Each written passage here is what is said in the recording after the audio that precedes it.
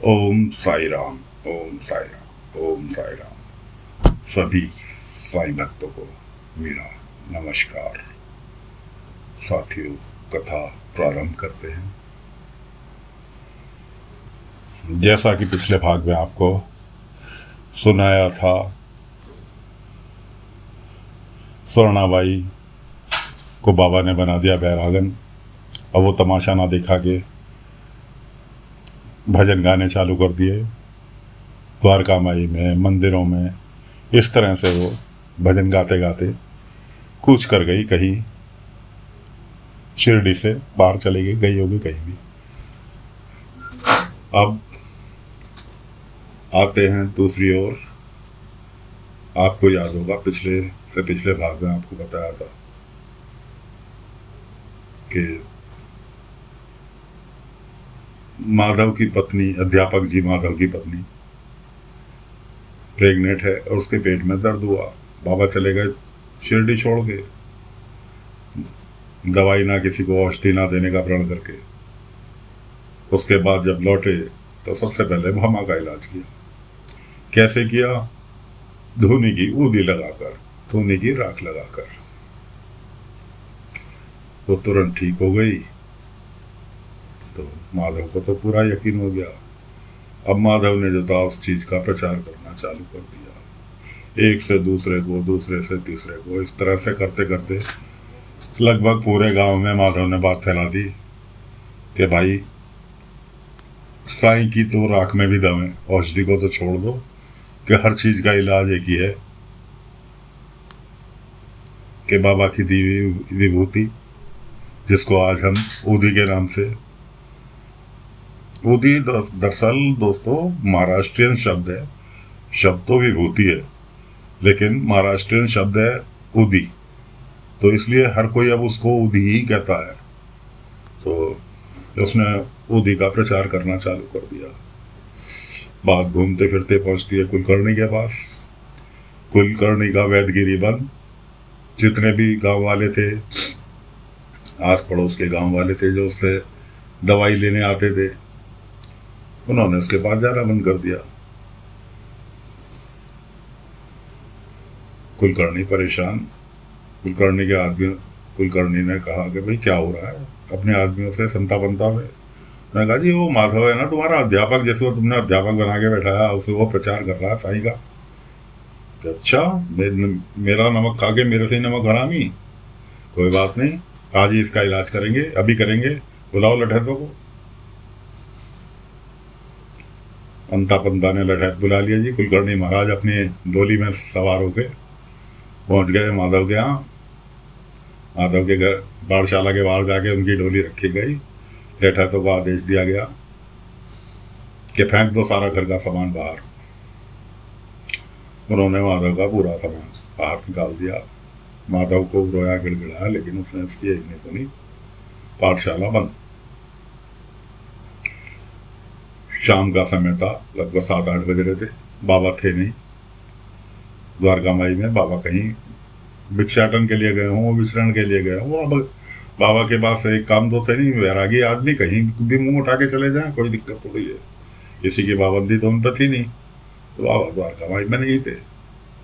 द्वारका माई में नहीं थे या जानबूझ के बाबा द्वारका माई में नहीं थे, इसका तो बाबा जाने। खैर जी, माधव बेचारा अपना संदूक लेके, गर्भवती पत्नी को लेके पैदल पैदल निकल लिए। उसने कहा यहाँ द्वारका माई में भी इंतजार करते हैं तो कुलकर्णी के आदमी कहीं हमला न कर दें, इसलिए यहाँ रुकना व्यर्थ है। अब भामा परेशान, क्या करे? प्रेग्नेंट औरत, पूरा टाइम हो रहा है डिलीवरी का, महीने 2 महीने में डिलीवरी हो जाएगी। बड़ी परेशान। खैर जी, उस पर चला भी नहीं जा रहा, लेकिन बेचारे मजबूरी में दोनों जने चलते हुए जा रहे। उन्हें यह भी पता है इतने वक्त बैलगाड़ी कहाँ से आएगी, जो कि बैलगाड़ी पकड़कर अपने गांव के लिए प्रस्थान कर जाए। रात के समय कहाँ मिल रही गांव में बैलगाड़ी। उधर बाबा जंगल में बैठे हुए तमाशा देख रहे हैं, क्योंकि उनसे तो सब छुपा हुआ नहीं है, कुछ छुपा हुआ नहीं है। सब देख रहे हैं कि किस कुलकर्णी ने क्या किया, माधव ने क्या किया। लेकिन दोस्तों, बाबा ने मालसापति जी को, पाटिल जी को, भामा को, माधव को, सबको पहले ही हिंट दे चुके थे कि कुछ ऐसा होने वाला है, उससे लड़ने के लिए तैयार रहना। माधव को कहा था कि तुम जिन बच्चों को पढ़ा रहे हो, तुम्हारा फर्ज है शिक्षा देना, उन बच्चों को बीच रास्ते में मत छोड़ देना, क्योंकि यहाँ कोई दूसरा साधन नहीं है। माधव से वचन ले रखा था। उधर मालसापति जी को एडवांस में बोल चुके थे कि मालसापति जी घर की साफ सफाई करो, किसी नए आदमी के रुकने की व्यवस्था तासे हो जाए। इस तरह से सभी को बाबा हिंट दे देते थे। अब कोई नहीं समझे, अब इंसान है, इंसान कहाँ इतनी चीज ध्यान रखते हैं। तो माधव जा रहे थे पैदल पैदल, अचानक इधर कुल मालसापति जी की पत्नी अपनी बेटी को याद कर रही थी। याद करते करते उसने अपनी बेटी के पसंद के बहुत सारे सब खाने का सामान बना लिया। उसे यही सोच नहीं रही कि बेटी घर में नहीं है, उसको याद कर रही थी। मालसापति जी से शिकायत कर रही कि जी ऐसे ऐसे बेटी की बहुत याद आ रही है। मालसापति जी कहने लगे ठीक है, मैं कल ही जाता हूँ, उसकी खैर खबर लेकर आता हूँ। इधर माधव, उसकी पत्नी भामा, दोनों के दोनों पैदल चलते हुए जा रहे हैं। सामने से बैलगाड़ी आती दिखाई दी। बैलगाड़ी वाले ने रोक लिया कि भाई कहाँ जा रहे हो, कैसे ऐसे गाँव जाना है। उन्होंने कोई बात नहीं, मैं मालसापति जी के घर जा रहा हूँ, वापसी मुझे वापस जाना है, मैं आपको छोड़ दूंगा। इस तरह से कह के उसने भामा और माधव को बैठा लिया बैलगाड़ी में। बैलगाड़ी आके रुकी। मालसापति जी क्या, मालसापति जी ने को उसने उनकी बेटी की चिट्ठी दी, जिसके लिए वो परेशान थे, कोई खैर खबर नहीं थी। बेटी की चिट्ठी मिली, उसके बाद देखा माधव बैलगाड़ी में। माधव को उतार लिया, भामा को उतार लिया कि ऐसी हालत में तुम लेके कहाँ जा रहे हो? अरे हमें भूल गए थे क्या, हम नहीं थे क्या यहाँ? इस तरह से डांट फटकार अपनापन के साथ मालसापति जी का और उनकी पत्नी भामा को, माधव को अपने घर में ले गई। उन्हें खाना पीना सब कुछ। माधव को याद आई बैलगाड़ी कहाँ गई, बैलगाड़ी वाला बेचारा इंतजार कर रहा होगा, उसको तो विदा कर दूं। देखा तो वहाँ बैलगाड़ी गायब। असल में वो बैलगाड़ी कोई और नहीं हाँक रहा था, वो बैलगाड़ी बाबा खुद लेकर आए थे। और मालसापति जी परेशान थे कि उनकी बेटी की कोई खैर खबर नहीं है, जबकि पता है कि दामाद बहुत अच्छा है, सब कुछ है, व्यवस्थित है। मालसापति जी को उनकी बेटी का पत्र पहुंचा दिया। भामा माधव को दोनों को सही जगह पे पहुंचा दिया और खुद गायब हो गए। अब माधव को याद आती है पिछली बातें कि साईं ने तो हिंट दिया था, मैं कैसे भूल गया। उसको ये भी याद आता है कि साईं ने कहा था बच्चों का साथ मत छोड़ना। अब मालसापति जी ने उसे सहारा दे दिया तो उसे सारी चीज़ें याद आने लगी, वरना वो बेचारा दुख में सब चीज़ भूल चुका था। अगले दिन सुबह बाबा अपने वापस द्वारका माई पहुंच गए। अगले दिन सुबह बच्चे आए पाठशाला में, देखा वहाँ ताला लगा हुआ, कुलकर्णी के आदमी वहाँ विराजमान हैं, दोनों सुनता बनता कि पाठशाला नहीं चलेगी। इतने में बाबा द्वारका माई से चलते हुए पाठशाला पे पहुंच जाते हैं। बाबा बच्चों को कहने लगे निराश मत हो,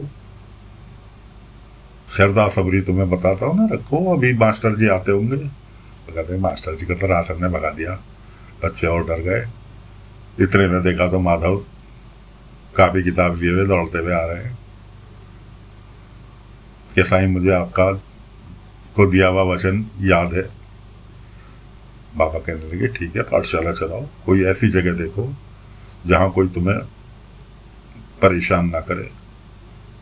पहले तो बाबा ने कहा कि ठीक है यहाँ द्वारका माई में बैठ के पढ़ा लो। उसने कहा नहीं, द्वारका माई में बच्चों का ध्यान भटकेगा, आपके पास आने जाने वालों का सांसा लगा रहता है। बाबा ने कहा ठीक है, फिर ऐसी कोई जगह देखो जहाँ बच्चों को प्रकृति का भी ज्ञान हो और पढ़ाई भी हो सके।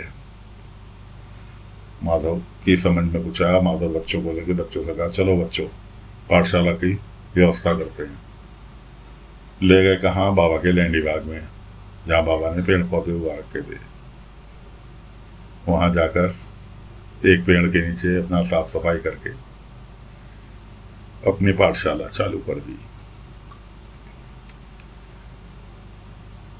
इधर कुलकर्णी के आदमी बराबर निगाह रखे हुए थे कि हाँ पाठशाला कैसे चालू हुई। जाकर वापस फिर कुलकर्णी को खबर दे दी कि जी ऐसे ऐसे वो तो जंगलों में पाठशाला पढ़ा चालू कर ली। कुलकर्णी भी खराब रह गया। उसने कहा मैं इसे टिकने नहीं दूंगा यहाँ, इस तरह से करते हुए कि लेकिन मेरे को आज अहमदनगर जाना है काम से, इसलिए आकर देखता हूँ इसको, फिलहाल तुम इसका ध्यान रखना। उधर कुलकर्णी के आदमी बच्चों को परेशान करने लगे छुप छुप के वहाँ पाठशाला में, जहाँ वो पेड़ के नीचे पाठशाला चला रहे थे। लेकिन जिसके साथ बाबा हों उसका कोई क्या बिगाड़ सकता है? मेन सबसे बड़ी चीज़ है बाबा, अगर बाबा साथ हैं तो डरने की कोई बात नहीं, कोई कुछ नहीं बिगाड़ सकता। तो दोस्तों, माधव की पत्नी को आश्रय मिल गया। अब माधव की पत्नी जिक्र कर रही है, आपस में पति पत्नी जिक्र कर रहे हैं कि जी कैसे होगा, हम तो भोज, भले आदमी हैं मालसापति जी, लेकिन कब तक भोज रहेंगे, हमारे पास तो कुछ खाने के लिए नहीं, जेब में कुछ नहीं। उधर डिलीवरी आ रही है। खैर मालसापति जी की पत्नी ने संतावना दी कि तुम मुझे माँ नहीं समझते अपनी, मैं तो अपनी बेटी की तरह तुम्हें ले रखा हुआ है कि मेरी बेटी चली गई, दूसरी बेटी आ गई, इस तरह से घरेलू बातें आपस में। और लेकिन मालसापति जी की पत्नी को कुछ खटक गई बात। वो गई बाबा के पास। बाबा जा रहे थे भिक्षाटन के लिए, भिक्षाटन के लिए जा रहे थे। फिर साईं रुको, साईं रुको, साईं बात करनी है, साईं बात करनी है।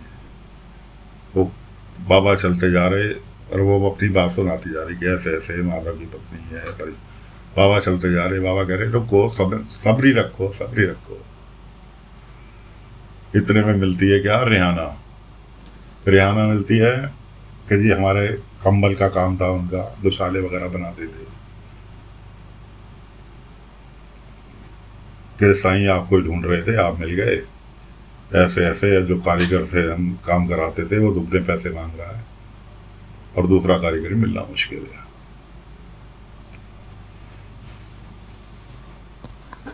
उधर बाबा रुके तो मालसापति जी की पत्नी भी वहीं रुक गई। उधर रेहाना बात जिक्र कर ही रही थी। मालसापति जी की पत्नी कहने लगी अरे कढ़ाई बुनाई तो भामा को बहुत अच्छी आती है। अरे इससे अच्छी क्या बात है, भामा कर लेगी, क्यों नहीं करेगी, तो बहुत मेहनती लेडी है। इस तरह से बात करते हुए तो रेहाना को कारीगर मिल गया कढ़ाई बुनाई का, जो दुशाले के लिए परेशान थी, कढ़ाई बुनाई का कारीगर, उससे दुगने पैसे मांग रहा था। उधर भामा को काम मिल गया। बाबा अल्लाह मालिक करके आगे को निकल लिए। मालसापति जी की पत्नी का साईं रुको, हाँ आप इसीलिए मुझे भगाकर यहाँ तक लेकर आए थे, मेरे से रुक कर बात नहीं करी। फिर बाबा का एक ही डायलॉग, अल्लाह मालिक। इस तरह से मास्टर जी का स्कूल चल गया। तो दोस्तों आज की कथा यहीं विराम देते हैं।